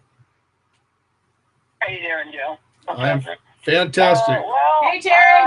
As I was telling you earlier, the legalization committee came to Orange County the past 2 days. And I had a friend from Humboldt come down to attend this meeting, and he brought one of my white, and this has nothing to do with the white label client. This has to do with the law. And believe me, it has nothing to do with the white label client, although, damn. So they came out with a new regulation and another 164 pages of regulations and licensing because they want to put a stop to white labeling. And the guy calls me up who white labels with us, and he's like, did you see the new law? And I'm like, the CBD white label law? I'm sorry, the THC white label law? And he was like, no, they were saying it's for everything. And I was just like, oh, gosh. So it's just more to what you guys were saying earlier about the legalization, not the regulations and licensing, is we're just getting more regulated, more licensing, and like I said, they just dropped another 100 and something pages down for people to know. They expect you to know this. So I just find it funny how people are always so happy about this and being tax regulated and licensed away. There we go. And generally, every time another page of law gets put down, it hurts more than it helps. It keeps more people away from being able to have this plant than it brings to it. So legal wise. Good job, everybody. Well, Terry, I appreciate you sharing that. Can I actually just read one thing Sure. very short? Absolutely. Okay, so this is actually from their 100 and whatever pages that they dropped down. And it says, the opening statement says this: if you want to make money participating in the legal cannabis industry, you must follow the laws. There are different licensings for different stops on the supply chain, from cultivating to processing and manufacturing to transferring, distributing, blah, blah, blah, blah, blah, blah. So their first opening line is about money. They're not even honoring this plant. They're going straight to the bank with this. They're not even, And I'd like to say one other thing about the woman from Ohio. Before Prop 64, I felt like we used to have something like what she was talking about with Prop 215, where we weren't being hassled, but we were being hassled. But now that we have Prop 64 and they've laid down their regulations, this is a line they're drawing in the sand. And they don't care about us, and I Googled the map today as I was on my way home, and it had all the commercial grows from Big Pharma and all the licensed and regulating people that are coming in. And I used to think up by us, the Humboldt map was pretty, there was a lot of stuff on there. This map is just crazy. It's so much coming down, and it's just sad. Well, and that's what we're dealing with. Like I told you earlier today, Letitia Pepper was right. And as much as she might have done crazy stuff, when she was up there on the pedestal screaming from the top of the mountain, it's a cookbook. They're going to eat you. And she was right. Exactly. That's what's happening. And, you know, we've never supported any of these legalization measures. We support ending prohibition, repealing these laws, or teaching the citizens to nullify them. Just nullify them. Just say not Get rid of guilty. these bad laws. Yeah. Exactly. All right, Terry. Well, it's absolutely. Anyway, don't buy into the legalization, people. or you know what? Maybe, just maybe, I got an idea. Why don't we take some time and write a good law? Oh, wait. it gets real quiet when I say that. It gets real quiet when I say that. The good law is this: repeal it. They did this in California. They had a repeal initiative 4 years ago in California. It didn't get any money. Go figure. It didn't pass. Exactly. It's a conundrum, people folks. Think they do have the Prop 64. They have Jerry Brown's, Marcia, whatever it is, with a little tiny bit of Prop 64. And these people think they have a lot of power because they have that little bit of power. And just remember, MRSA is a flesh-eating bacteria. That's right. Just trying to say. Man. All right, Terry. Well, thanks for coming on the show as always. And, you know, we're just going to keep on rocking until we get there. I need to say something. Cool. No problem. Everybody, we got 9 minutes, 47. I'll see you soon. Awesome. We got 9 minutes, 47 seconds left to go in the show. We still got 3-4 people to come on. We'll go late if we have to. We'll do what we got to do. I was a little yappy this show, so we'll go there. All right, Lisa's got something to say. Then we got George Martorano, Pete Yapo, Glenn Keeling, and we'll see. Hopefully Tom Corby makes it in. Okay, I'm in here because I need to say something very, very important. If you enjoy using cannabis for whatever reason, because it's always healing. It's always healing your body. It's healing your mind. Do not assume that other people know all of this. You must reach out. You have to educate people. I was voting. How do I know all these 16 justices? What's their stance? How do I find this out? You take the time. Call them. Guess what? I talked to some crazy people today. They didn't know stuff. They're sitting around going, well, it's all legal. What are you talking about? No, it's legal lies. Lies, as in they don't get it. So if you take this moment, this opportunity, these people are answering their own phones, like people who are running for office. Call them up and say, hey, I'm a cannabis consumer. I need to know before I give you my check mark. What is your feeling on this? And then educate them gently, quietly, with force, with passion. Let them know, because people don't understand. Wear a ribbon. Stick something on your arm. I have to wear it, but hey, stick one on so people say, what are you wearing that for? And then I can say, because I'm a cancer survivor, these aren't real. That's why I got this ribbon. I use cannabis to make sure that the cancer doesn't come back. That's my personal philosophy. I can say that. But we have to educate each other. We're talking to the choir here. We all get it. They don't. So feel free to open your mouth. When you're standing in a grocery line, tell somebody standing next to you because you got your ribbon on. If you want a ribbon, www.thsintl.org. That's the human solution. It's very inexpensive. It's less than a cup of coffee. And it's healthier for you. Coffee's bad for you unless it's organic and it's roasted. It's the sugar that's bad. No, it's the sugar that's bad. I love coffee. I drink 6 cups of coffee a day. Yeah, I drink 6 cups of coffee a day. I'm fired up right now about this. I was on the phone. That's why I was late with this video. I was talking to all kinds of people today on the phone. You have to educate them. I don't know. Maybe we ought to give ribbons and cannabis to cops like people give them donuts. You know, they're stressed out. Maybe they need some. You see an officer, offer him something. Offer him some help, some CBD so he can get rid of his pain. I don't know. Maybe fix his brain. Open your mouth. Don't just let Joe do it. Don't let Terry do it. Don't let me do it. What are y'all doing? We're not sitting here in a freaking vacuum. Hello? Speak.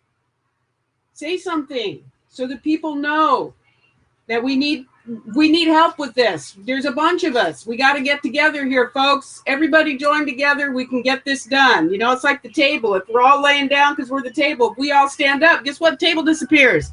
They got to listen to us. This is crazy. We got to go for this. Go for this. This is 2018. We need it all happening. So there you go. That's what I had to say. Make some freaking phone calls. Get on the phone. Don't be sitting there on your Facebook watching us. You should be on the phone. Say, what is your stance on cannabis? I'm not going to vote for you unless I know. Because if you throw the wrong check mark, you might have just killed me because I need cannabis. So I'm watching you. I'm watching you. All right. There you go. Thanks, Joe. Oh, no, you bet. Thank you. Throw a little fuel on the fire. Absolutely. Excellent. Excellent. No, you guys, Lisa is absolutely right. We can't stop. You know, there's a handful of us that speak out, speak loud, speak proud. Sometimes we speak soft, but just keep speaking. You know, George Martorano is going to come on next, and that's always been his message. You got to keep talking to these people. You got to keep engaging them one by one. You know, I think that when I die, I'm going to be accountable for what I do. And one of the things that I'm going to have to be accountable, because I set that as part of my purpose, is how many people did I reach? How effective was I? And I think that's it. We live every day. We're interacting with people every day. Are we walking past them? Are they ghosts to us? Are they zombies to us? Or do we engage them? Do we look them in the eye and we share a little bit of our soul with them? Yeah, look what I'm wearing. I mean, I got CBD on my shirt. I got marijuana things on my. I'm here. You know, I'm a walking billboard. What are y'all doing? You walking around in I don't know, Tommy Hilfiger or something?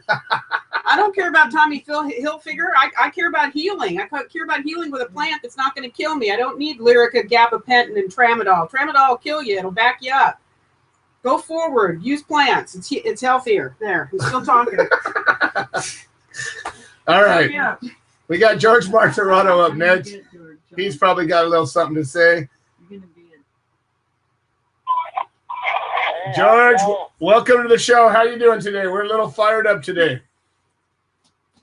Oh, that's good. It's good to be fired up. Good to be fired up. Well, things are moving along. The Hip Hop Cafe still under construction. We hope to be open in about 2 weeks. But, you know, they have a few stores up in New York, and I went and looked at them.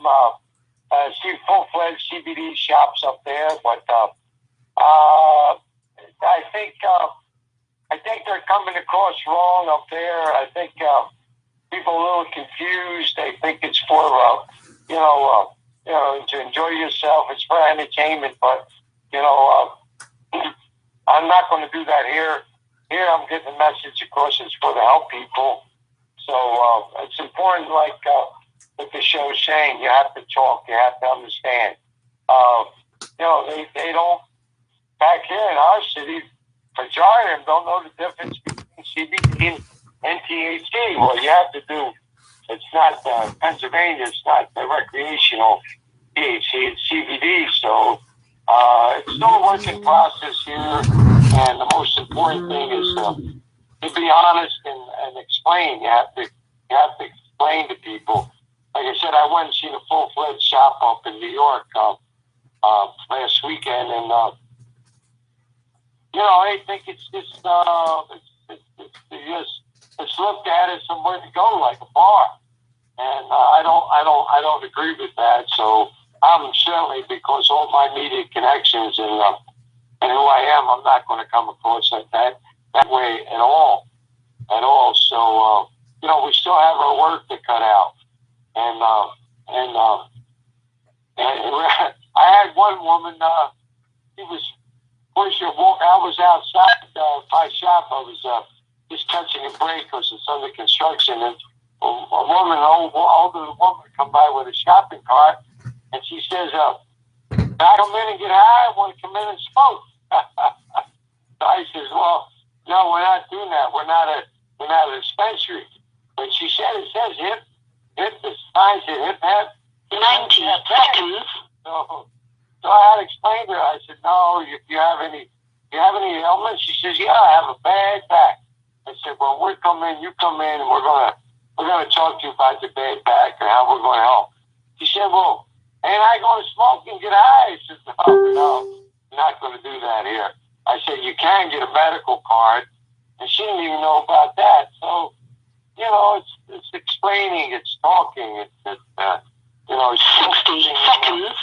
And incidentally, anyone that you're going to get involved in any, it's expense. It's very expensive, even with CBD shop. It's an expense. So, you just can't take on this type of business and not know what you're doing. So you have to be prepared. You have to understand.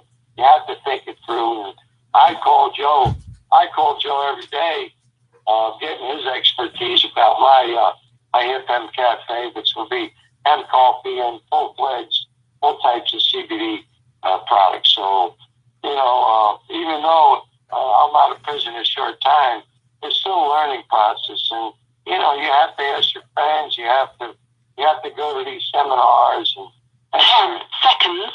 And it's a learning process. So I plan to teach a lot of people, but the most important thing is I'm going to help an awful lot of people, especially people that are ill with their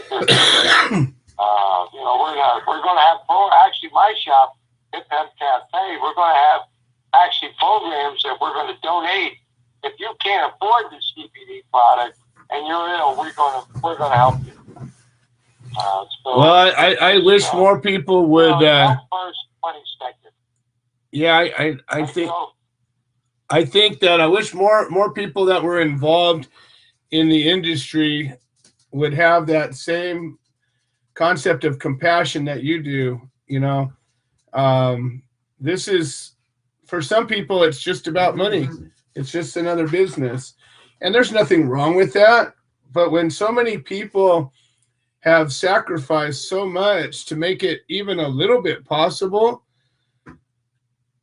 I just can't think that you could be part of this without having some compassion, without trying to help out somebody, even by educating them or making sure that this is available. We fought to make it free.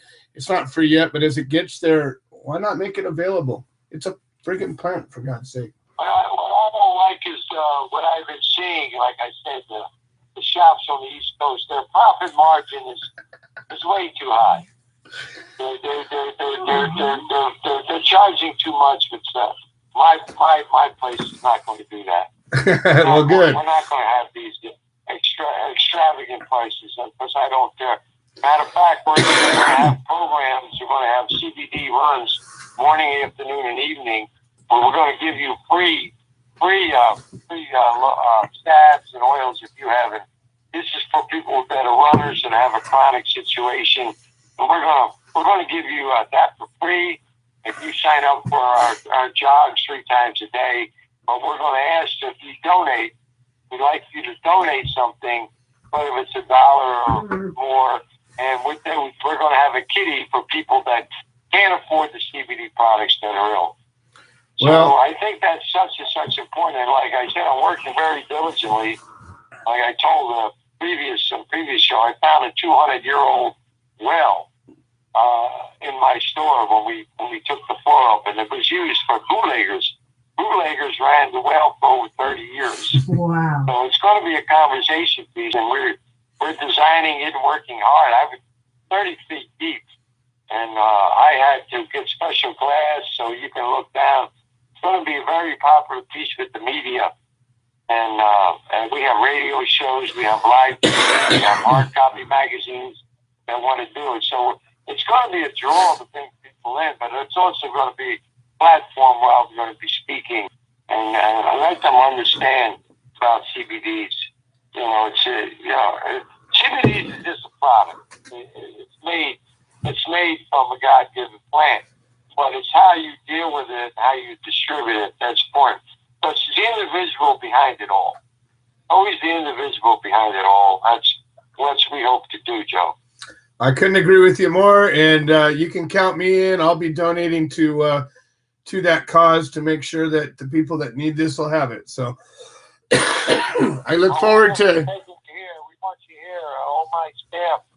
They want you here because we need an expert, and you're the best guy. No, we're gonna be bringing you in, but it's a lot of work. I gotta actually be at the place 4:30 tomorrow morning. 4:30. I hear you. We're gonna lay the tile. We're laying the tile around the well. It has to be done properly. Nice. So it's just some. Well, I can't wait to see it in person. We're gonna actually do a show out of there, Joe. Oh, you bet we are. Our own show out of there. You bet we are. So when you come up, we'll do the radio show right out of the Hemp Cafe. Beautiful, beautiful. All right, George. Well, thanks. Thanks for having me on, everybody. Take care. Always a pleasure. George Martorano, folks. And we'll be broadcasting from the Hemp Cafe before you know it. Oh, Hemp. All right. Okay, so we got, let's see, we're going to do Pete Yapel next, and we'll have Glenn Keeling close the show down. We're running a little overtime, so it's too late to call in, but it's not too late to finish the show. So we got Pete Yapel. Pete Yapel is the head, him and his wife are head of the Solidarity Over Separation chapter out of New York.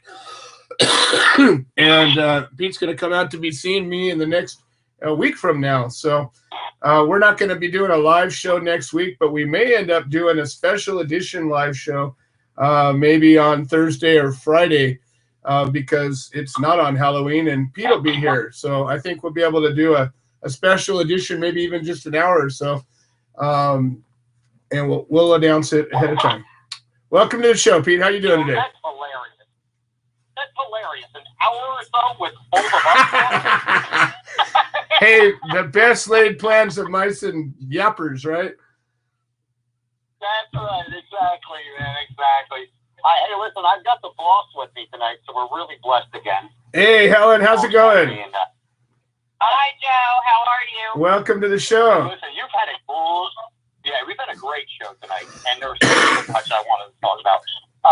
But I know we are very short on time. But let me just make a couple of quick points that have been out there. Lisa Wooldridge, you're a warrior and a champion, and I love hearing you talk. And you're right. We just have to all get involved. Not only that, as far as writing law and the piece you had on that, and it's all great. Don't get me wrong. Hey, listen, Timothy Locke. In Michigan, you could rewrite the Constitution, citizens. I mean, citizens have the right to write a law for the Constitution. They can change the Constitution of their state. Well, that's all good and fine. And Timothy had a end prohibition campaign up, a huge end prohibition campaign up that would have made cannabis exactly like me and you have been asking for this thing to be made. If you don't get the support, it still doesn't go. So we can write all of these wonderful things. We still have to get the support. We have to have people to understand that if you want something, you've got to fight for it. I mean, let's be realistic. I mean, we battle every single day. Those of us that can. Unless you want cockroaches, in which case you just don't clean your dishes and you'll get them. Right. And listen, but you're talking about effectiveness. Alan, I said, this is why I love him so much, because he's my mentor and a half, and I love listening to your show because I always pick something up. And it's true. Effectiveness has to pick something up like lice. The importance of our TV show and our radio show are two things that Helen and I can't stop. Why? Because it's something different for Christmas' sake. Like you say, Facebook is the same old looping garbage of misinformation, everyone. Misinformation. If you believe all these headlines and you're out of your mind, you might as well just sit back and watch CNN and hope you're not there when a pipe bomb gets delivered. I mean, it's crazy, guys, what we go through. But we have to stand tall. We have to stand firm. And those of us at the Human Solution are here for that reason. The human solution, as Joe says. If you have any drive, if you have any compassion, if you have any love in your heart, period, this is the organization for you. And why I say that is because we're an organization of care. We care on every aspect of life. We truly do.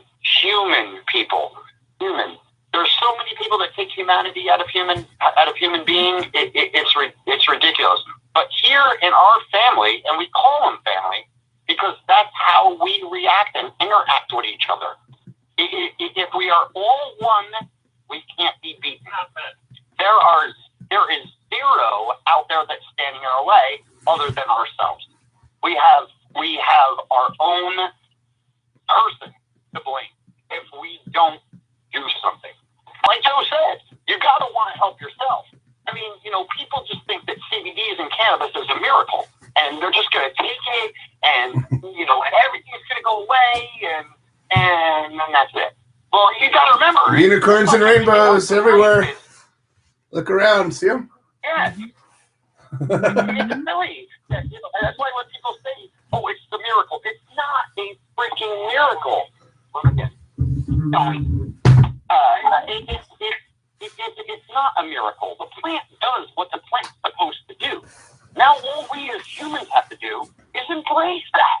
Embrace the fact that we have something that is healthy for us, cannot kill us, we can't get sick from taking it. The list goes on for all the favorable reasons. Now, everybody knows I spoke at the UN. Everybody knows that by now, and that's not a toot of the horn. Why I'm saying it is because the world knows exactly what we're saying. We were the only country not present in that meeting. Okay, that's the embarrassment, people. Do you get it? Let's get a hold of our government. Let's take control back of this country. We the people. We the people. We need to start being the voice. We need to start being heard. Like Joe says, not the 400 hitter, the 600 hitter that doesn't exist. Why? Because they're always sheltered and kept behind. They cast a shadow over us. They try to keep us down. But if we get loud enough, and enough of us finally do something, we can finally win this war. And I'm here. I'm always marching right along with you. I stand there with a musket, just like everybody else. And I trudge down the road. Pitchfork and a musket. That's all you need. Yeah, right. I brought it back to the beginning, man. When when we had some good ideas. Not this convoluted mess that we've turned it into. Terry, thank you, Terry, for being on. All of these laws and regulations, 165 new pages of regulations. I mean, come on, for one thing, 165 pages written about one subject, and one subject of the subject. You know what I mean? It is so overinflated and overly, overly regulated and overly licensed, and all of these things go on that will, and if we continue to allow it to happen, we will never have freedom. Never.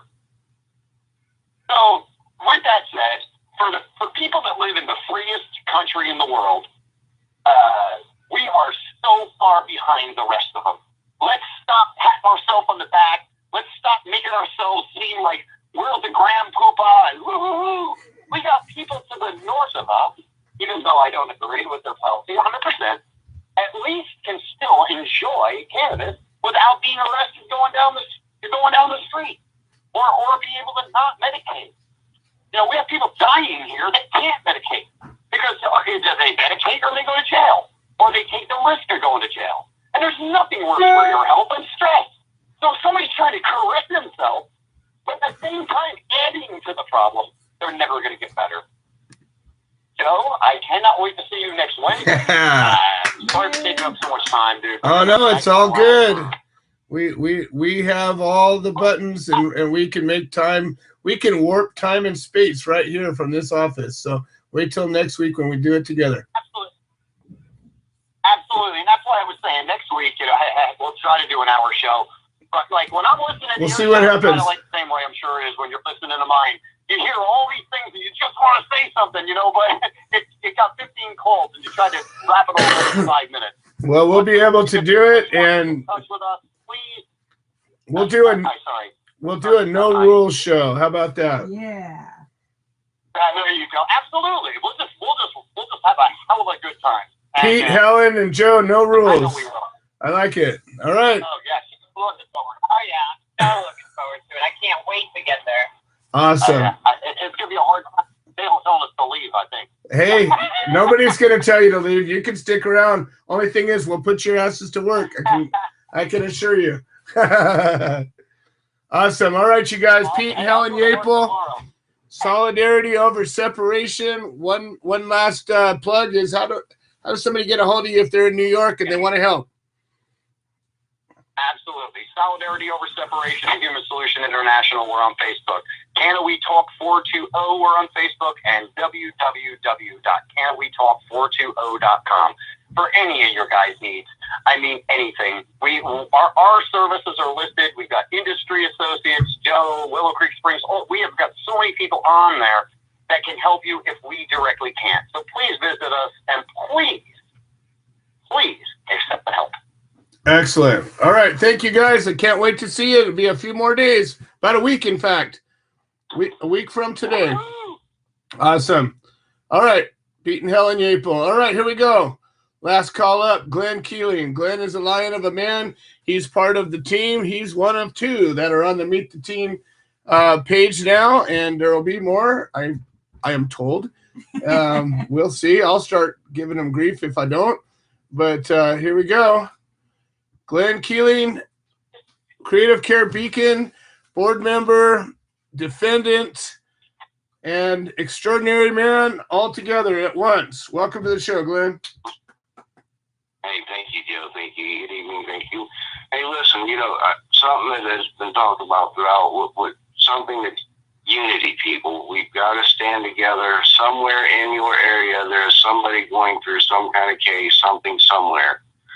It doesn't take a lot, man. Damn, we come on here every week, and on Joe's show, and we come on Pete's show, and we preach and say the same thing. It just, man, you guys got to get off the couch, man. Come out and support somebody. There's people all around that is going through cases around you. Writing a letter doesn't take nothing. It's not hard.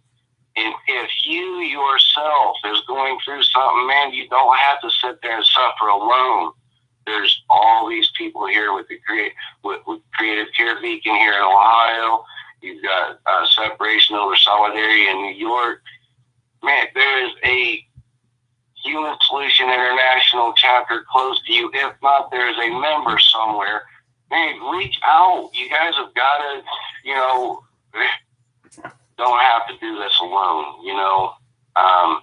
Legalization doesn't work. We've seen it from California, Oregon, Washington, or Colorado, here in Ohio. Man, we got to get past this legalization.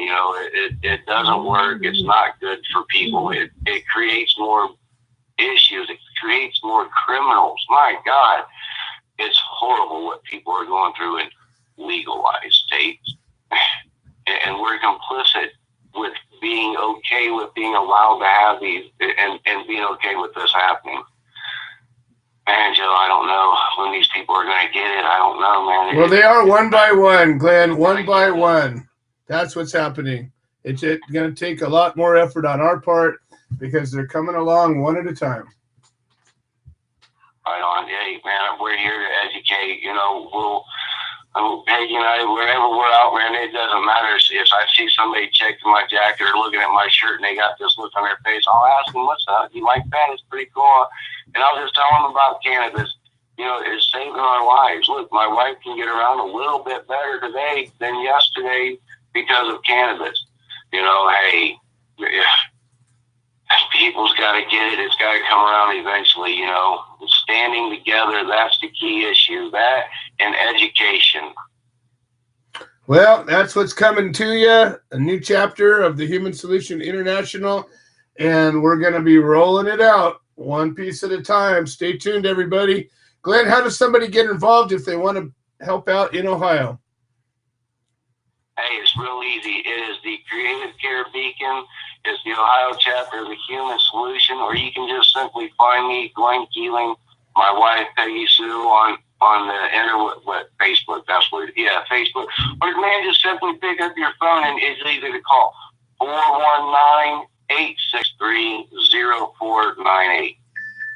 Excellent. All right, Glenn. Well, it is always a pleasure. I look forward to meeting you and Peggy in person. I think that's about it today, folks. We're 20 minutes long. I haven't decided next Thursday or Friday. It'll probably be next Thursday, I think. We'll do a special edition show. No rules. Pete, Helen, and Joe. And who knows who else comes and joins us. Right. We'll have Lisa, Yep. maybe even my wife, Liz, will come and join us. You never know. But we'll announce it, wild card show, and we'll see you then.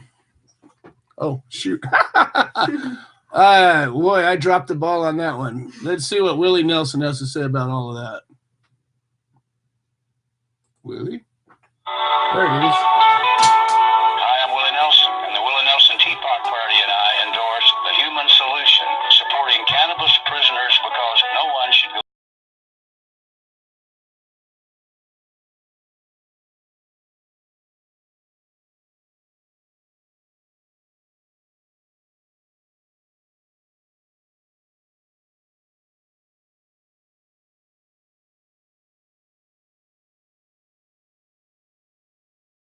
Thank you for using Blog Talk Radio. Goodbye.